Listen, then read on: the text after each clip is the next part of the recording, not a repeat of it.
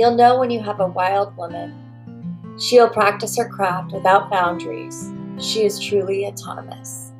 Her loyalty is only to the family she serves, a midwife who will not allow herself to be held back by a system she didn't create.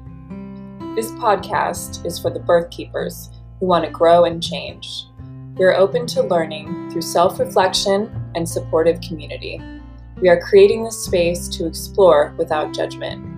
We are remembering we were Born wild.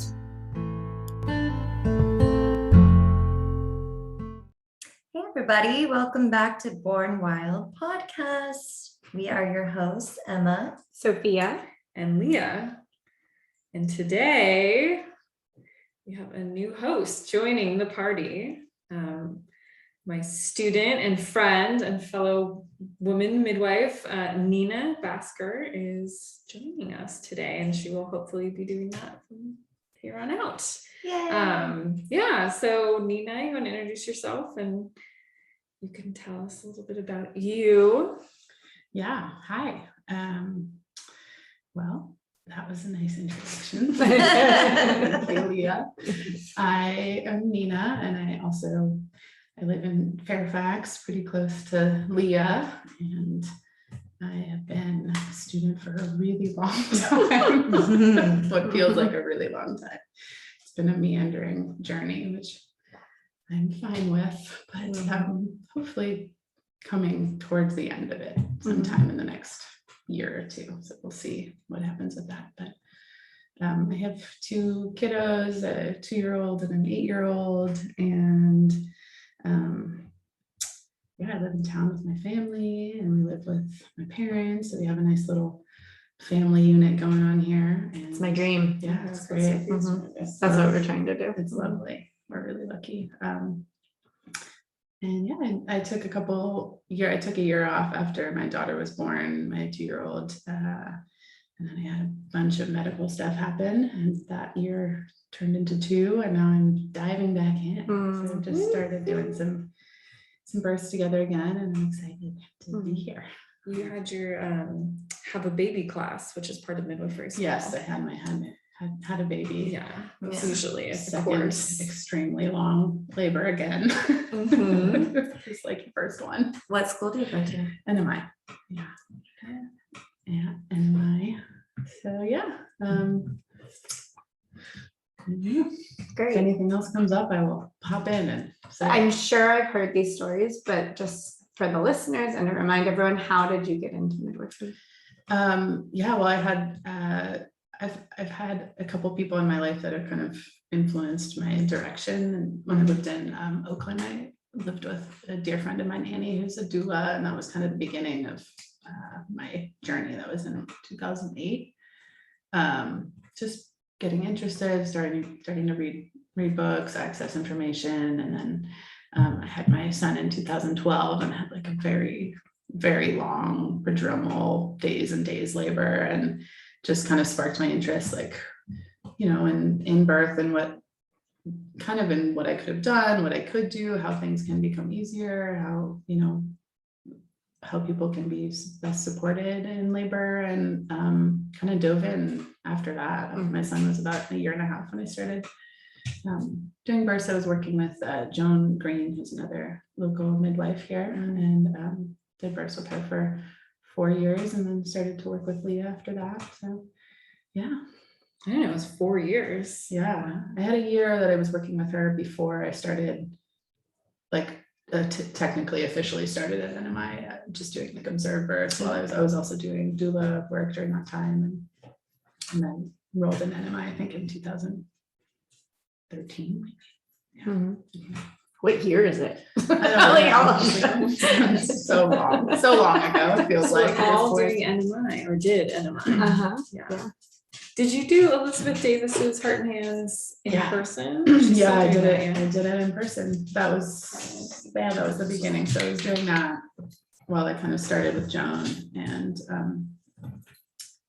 did that course. That was the beginning. Carmen needs an introduction as well. Just ignore my dog. You can't see that. If you hear the tap dancing on the floor, it's the puppies. It's coming. Ding, ding, ding. Mhm. Cool. Well, maybe let's do a little check-in. Emma, how has your life been? Yeah, you. I don't know. She's too tired to think. What has my life been? It's been good. I don't even remember what I've been doing since the last time I talked to you guys. Yeah, just I don't even know. Yeah, Births. births. Yeah, I've been Well, my births. check-in involves you, so maybe I'll Okay, go yeah. first. Thanks for you go first. You know what you're talking about. I always know what I'm talking Mhm. about. So we were going to do the podcast. Was it last week? Okay, I don't know what day it is. Yeah, The last time we not were going to do the good, but I don't podcast, it remember. just didn't unfold, or like our schedules, it didn't work. Oh yeah. And so Emma and I were like, oh, we weren't gonna have time for skills Mhm. because it was gonna be a shorter day, but now all of a sudden we have all the time for skills. And so I was like, what do you want to do, Emma? And so I had there was a midwife locally that has officially retired, and she was getting rid of all her stuff. And so I bought some stuff, and she gave me a bunch of, expired items. And so I just dug through all the expired stuff, and I was like, just put them all in me. What do we have in here? We've got some IV stuff. So And this is where Sophia and I differ. So she did an IV Moderate on generosity. me. She put a urinary catheter in me, and then we had a friend come over, and she was in the middle of doing it. So I said, yeah, you can do it too. I'm just laying here. So she did it, and then we played around with a foley bulb. Yeah. Emma couldn't reach my cervix. It was too posterior Yeah. to place it, but I was like, go for it. Mhm. Brave I woman. really gave it the old college try. I really tried to get that in there. It was Placing the not- foley in a non-pregnant, undilated cervix. Yeah. I was Sounds like, Is let's that see. even Nice way to- possible? We were Yeah, about to not find out. It turns out it's not. It's not possible to do Well, that. I'm getting closer to my cycle, so we could try again. Anyways, yeah, so it burned a pee for like 12 hours, but then it was all good. And we drew blood from Emma, and then we Dear had to throw it God. away because we couldn't get to That the was- lab in time. That was something. Yeah. Turns out I don't have the easiest veins. Yeah, it was the fourth poke.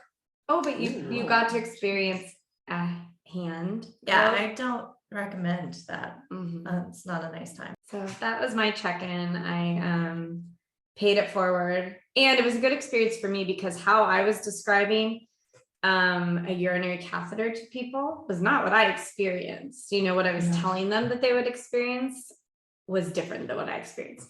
What I have always been saying, because it's what was always told to me, was, oh, you'll feel like a pinch in the beginning when it goes in, and then like you'll be fine, you won't feel anything else. That was not my experience. I did not notice like a pinchy feeling in the beginning, but it burned as it was going in. Yeah, and I've heard about, that being, a skill that people are supposed to practice, like at, better birth and stuff. And I've always been like, I draw the line. Not doing that. I just went upstairs and grabbed my D-Manus and pounded the D-Manus and just prevented it. But yeah, it was fine. And it's hard because you like want to drink a bunch of water to like flush, but then you like don't want to have to pee again because it hurts. Well, and I felt really bad because they set you up on the chucks, and then you Yeah. moved, and then the chucks moved out of the way, and then you peed all over your decorative pillow. I peed on my decorative pillow That was a bummer. and the carpet And yeah, I don't even And know you what got a happened C then. minus. for cleanliness.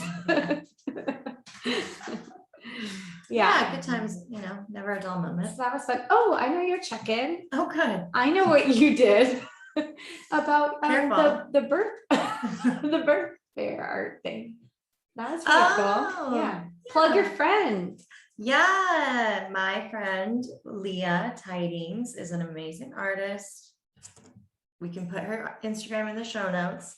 And she uses a lot of different modalities. She does a lot of felting. She made this beautiful doll, and where you can like pull out the placenta, and it's like knitted and sewed, and it was just like very cool. And then she does painting and drawing and basically everything. So she did a art exhibit called Motherhood, and I got to go and support her and talk about midwifery. And it was very cool. It was really neat to be able to support women doing what they love and talking about what we love, and it was a nice time. Yeah. Yeah. And Emma told me about it an hour before, so I didn't get to go because I already had plans.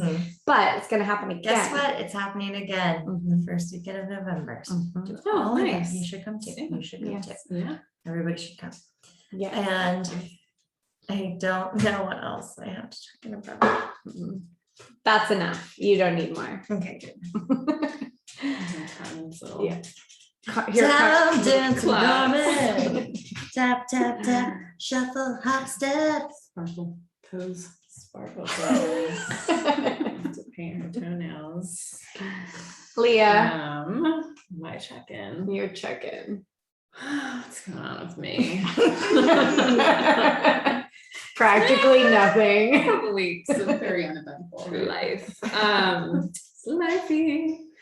I had a great birth on Sunday. Really amazing. It was one of those births where I just really felt like I didn't need to be there, which is the best kind. And Nina and I got to do that birth together, which was really fun. I'm so grateful that you're back. And just really was such a classic example of how little words are needed at birth, and like how two things I think jumped out at me. One was like, there was, and this mom, for whatever reason, she just didn't, she didn't have questions. Like, I didn't feel that presence, which, isn't like, it was a bad thing if she did, where it's like, they look to you like, is it time to push, or is this right? Or is this normal? So it just happened. And it was like in my brain, if I started to go, oh, I wonder if this is happening, it would be like very clear it was with the next surge.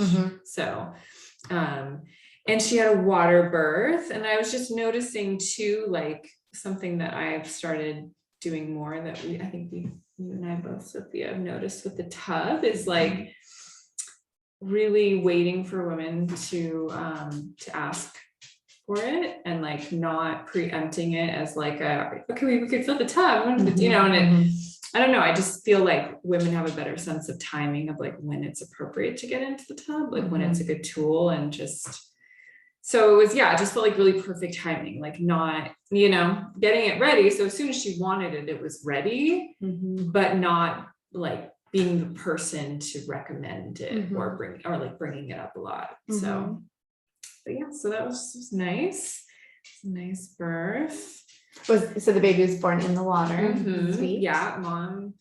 And this again is like kind of how we're rolling these days. I just looked in the baby's face, was looking at me in the water. I just remember I used to like do a mirror and a flashlight, and it was like this whole thing. And now it's like, I don't even know or look or feel or whatever, I just don't, it just feels really, they're not there now. And then they are. Like the idea of like being so hyper observant and like needing to, I don't know. It's just something that I feel like I was so much more hands-on with water births, and now it's like I just kind of wait for the noise from the person. Like that baby's head is out now. Well, it's interesting because you said like you used to be more hands-on, and what you were talking about was just having a mirror to look at a flashlight, which some might say that is a very hands-off thing, because your hands are not on, but it's still. And I've done like support, perineal support or counter pressure, whatever. I've totally done that in the past. And there are people I feel like asked for it or where it was really helpful, but it's just not something I do automatically anymore. And it just really wasn't. Yeah, like following their lead. If someone's like, my butthole's gonna fall out, they might want some counter pressure. Or if they're asking like, is the baby's head, can you see anything? Stuff like that. But she was very focused. She was in her zone. So that was cool. And I hosted a beading night with some friends, so that was fun. I taught some beading, and that's all. I think it would be fun to talk about water birth. Just because I can't remember which birth we were at, but I was mentioning to you ladies, I believe, how I had read that the cooler the water, the more vigorous the baby, up to, oh my gosh, let me read. It was like, what would you say the lowest you would put a tub at, Nina? 97. That's what I was thinking. And this was much cooler. I want to say it was 94 even or something. 3, even like maybe 3 degrees. Wow. Let me see that's what way it said, or 92. Really below body temperature. And this is like So, like, throw some ice in there or something. and wake Yeah. the baby up. It should be maintained between 92 and 100 degrees, not to exceed 101, and that the cooler the temperature, the more vigorous the baby is when they're born. Yeah, and so I was just like, oh, that's interesting. I mean, like, Well, makes yeah, sense. It if wakes you're you born up into to kind of 92 go- degree water, you're Yeah. gonna be vigorous. You're gonna- That's a good thing. Yeah. Well, I mean, it'd be interesting to look at, I know statistics for man, they ask about it. I know our mobile midwife app, that we record and asks about water temperature. So I would be curious if anybody listening has any of those stats. I want to look into it too, like, do babies cool off too fast, and like have issues, or is it just totally fine? And we just have been told and assume that it wouldn't be if it's too cold. Yeah. Are there any like memorable or interesting water births that, come to mind for either of you? I have one on the other spectrum of like too hot. Yeah, I would say that's probably something that comes up more. It's just, I think I care less about temperature now. I don't say I care less Of the water. I just don't focus on it as much as I used to, I think. Oh, Like- you like used if to you- focus on it? I feel like I used to be more focused on if it was warm enough. Like, we need to put more and more water. And I've just found that, there's a line. Yeah, or just you feel, if you feel it and you're like, wow, that's really cold, then obviously that's not great. But I just haven't found that babies like get super cold. We don't do blankets, so we just use the thermometer to check and see, and babies tend to be okay. But I've been noticing that a lot lately, that moms have been very concerned about their babies being too cold. And when we check their temperature, they're totally fine. But I'm like, this is like a new thing I'm noticing, where everybody's like, oh, my baby needs a blanket, they feel too cold, and they're not actually, body temperature too cold. But It's I'm like like, just the instant like maternal reflex to be like, okay, parent. But I'm like, do you think it's that more people are noticing, or that you're doing blankets less, and so it's I've something never instinct really that- done blankets as like me, a primary midwife. And I'm trying to think of the people, because I was just about to say, I wonder if it has to do with more people who would typically go to the hospital or having home births, but I'm thinking of the moms who said it, and that was not necessarily the case with these moms either.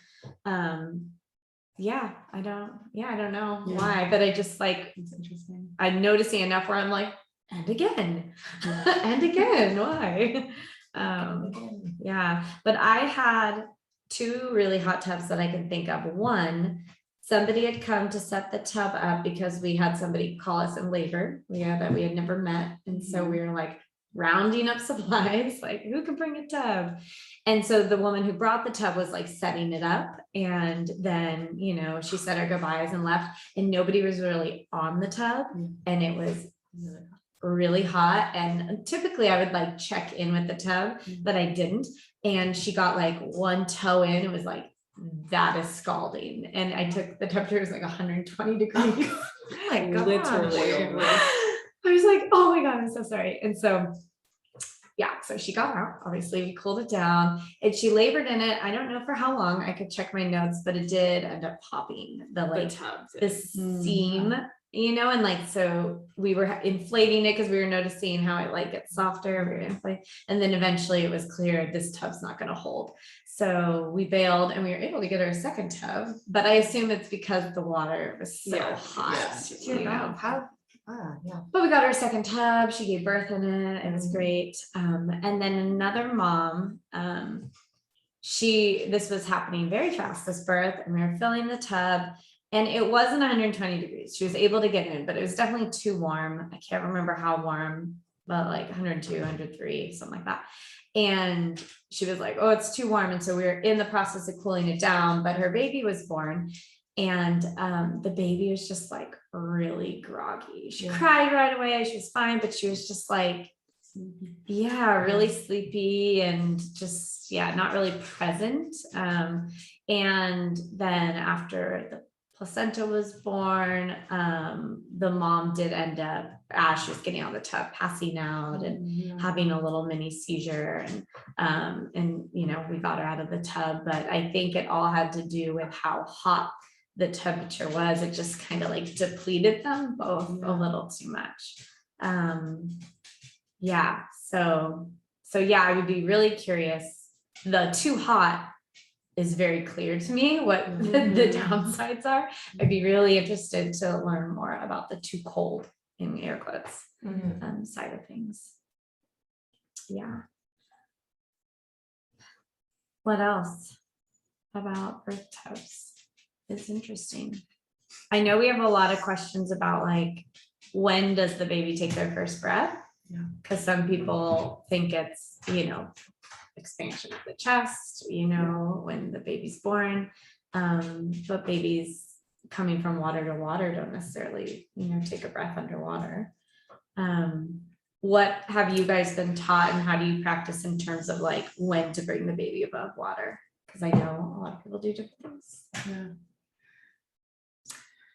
I find most moms want their baby. Mhm. And they're just reaching down and pulling up their baby. I mean, I'm not like, I know that there are midwives who it's like has to be instant and they bring the baby out of the water face down. Like that. Yeah, that's how I was trained. But I don't know. I've had clients who like requested that the baby not be brought up right away. Like that, you know, and one time I feel like when baby did come up, and there was a long pushing phase. So I was ready for that baby to be I'm tempted, you know. I'm not a huge fan of having them swim around for a while, but if it's something that people want, I don't feel like it's out of the question or something for me. But I don't know. Yeah, experience with that. Was my instinct. Also, it's just in the water births that I've been at, it seems like it's unless it's a really intentional thing that they want that time underwater, it seems like it's almost immediate usually. And that takes some like maneuvering of positions. I mean, this birther actually had to change her position. Yeah, he had a cord. She was kind of on the floors and then sat up, and it's pretty intuitive, it seems like. Especially if you're not like up in there. You have a baby, it's in water, you take it out of the water. That's usually. How about you? Have you been at births where people have a baby underwater for a while? No, I don't like that. I don't like that. We had one client who's, I won't mention because whatever, but their baby was under the water for she was had to find the baby. We'll talk about it later. Oh my God. I'm trying to remember. This Leah's doing sign language to me. You just type it out. HIPAA, type it out. Yeah. I need to know now. Now my brain's going crazy. I was at a birth, it was so cute. She was on hands and knees, and like nobody Yes. nobody caught the baby, and so the baby came like shooting out, like, and then like somehow like swam between her legs. It was like this baby's swimming. It's like a little guppy, just like I'm shooting out, and had like this little smile on his face, and then like swam under the legs, and then she was like, "Oh, hi!" And then it was just right there. She's like, "There's my baby." That's And we're like, "Wow, okay." That's really cute. Really cute. Please tell me you have that on film. I don't know. Oh, It was very cute. I was like, "Oh, this baby swimming. Okay, cute. Water babies." yeah, Such a This is their 90s environment. iconic. Yeah. that's really cute. Yeah, and it's not. I don't know. I didn't bring that up. What were you gonna say? We're all like, I really want to say this, but I can't. No, I think water, I just have a lot of water births. I mean, I would say most of my births are water births. People, once you get in, it's really, you don't want to get out again, which is partly the whole thing of maybe waiting for women to really decide, like, I want the tub now, as opposed to like, which I'm sure can go to that like savior thing, even as much as we fight it, where you're like, try the tub, if someone seems like they're suffering.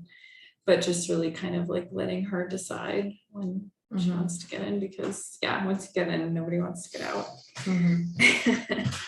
Yeah, usually just Just let people know in prenatally that it usually takes about an hour to like give us an hour heads up when you want to get in. And letting them know that you probably won't want to get out. So do you want to get in? You might not want to get in too early, because then you feel like waterlogged and wrinkly and but nothing else quite cuts it. Yeah, we were just at a birth where they filled the tub like right away. There was no discussion about that. And I showed up and the daughter had all of her toys, including her kinetic sand, in the tub, and was like just naked and splashing, and she's like, this is for me. And like, okay, are we gonna get the kinetic sand out of We didn't. We did it. I was gonna say we just did it, but I was like, oh, you filled the tub. She was loving it though. It was so cute. Yeah, she was amazing. Yeah. Oh, that's a birth that we haven't talked about. Are we alone? Yeah. Okay. We had a birth where are we allowed to? We can talk about whatever we want. We had a birth. No, we can't. We had a birth where, kinetic sand in the water birth. We got there and their daughter was just like, it is the middle of the night and we are having a party. And we're having guests over. Yeah. And it's nighttime. Like she was so like, this excited. is so not my routine. What's going on? Two. Yeah. Baby little. Yeah. So she was just naked. They had a fire going. It was really sweet. The mom was laying on the couch on her back. I was like, are you comfortable? She was like, yeah. I was like, cool. This is early. But second time mom. So, and so, she was doing her thing and things kind of slowed down, and she was like, oh, they seem to have slowed. I was like, well, we just kind of interrupted your space too. So I'm sure they'll, pick up again. She nursed her daughter and things really picked up fast. And she was like, oh, you're doing a good job. And she nursed her daughter to sleep, which was really sweet. They had their last little moment of just them, and tucked her into bed, and then things really picked up. And so she got in the tub, and then she labored there for a little while, and she looked at Emma and I, and she said, could we have some privacy? And we're like, of course. And we went into the kitchen, shut the little pocket door, and her sister's in there making cinnamon rolls, and then we could just hear her let loose emotionally, just have her release. And it was like, oh, she just needed to be with just her guy, and just let it all out. Started pushing a little bit after that. We could hear her through the door. So we ended up, just charting everything based on what we could hear. Emma was being silly, it sounds like she's in handsome knees. Sounds like handsome knees. That's on the norm. It sounds like a double. What is squeeze. You'll hear you'll hear a series of moans. Describe that was an educated guess. Most women. We were just we couldn't do anything, so we're just doing comedic bits for each other. And the sister's like, these women are freaks, just being over the top. But it was sweet because the dad was kind of walking the mom through everything, so we could hear. He's like, you're almost done. I could see the head coming. We're crowning. We charted okay, the head's out, honey, just a little bit longer. We're like, okay, head was born. Listening against the door. And then we're like, was the baby born? Was it no? We can't hear. And then all of a sudden we hear crying. We're like, okay, first cry. And then the sound of his feet, do, do, do, do, do, do. And then he opens the door. He's like, we're ready for you. But he opened the door, and I was leaning against the door, and we scared the crap out of each other. He's like, oh, I'm like, oh. Is that enough privacy? The cup on the door. But you were not listening at all. Yeah. It's oh, is the baby born? Oh, wow. So, but it was sweet. And she had a girl, and then she had a boy. They didn't know what it was going to be. And it was just really beautiful. And she delivered the placenta by herself. And they did cord burning. Again, you had that. Cool. Yeah. Oh, yeah. That was the last time we recorded. I'd had one client do it, and then the next client did it. And so I have something to report. These two clients, their cords fell off at 4 days and 3 days.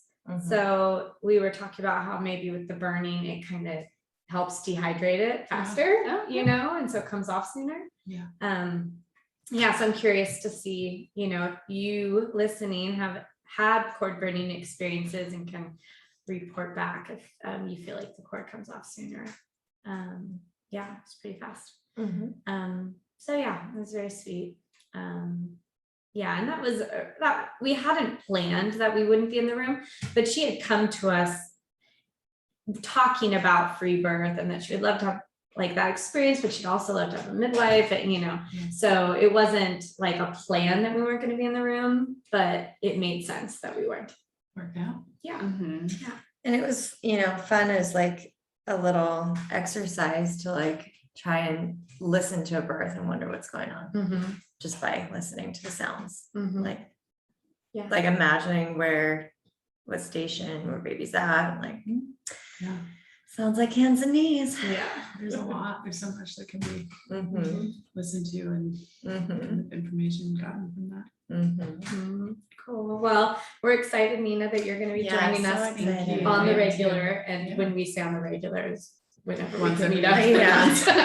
We regularly put out this podcast on a regular schedule. Everything is very organized.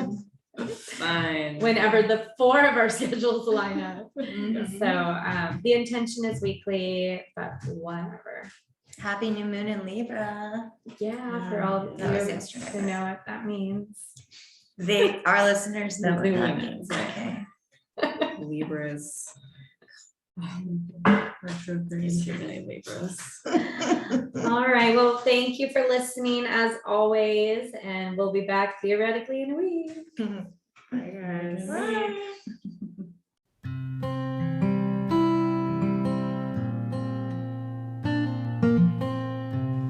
Thanks everybody for listening. You can find us at Born Wild Podcast on Instagram.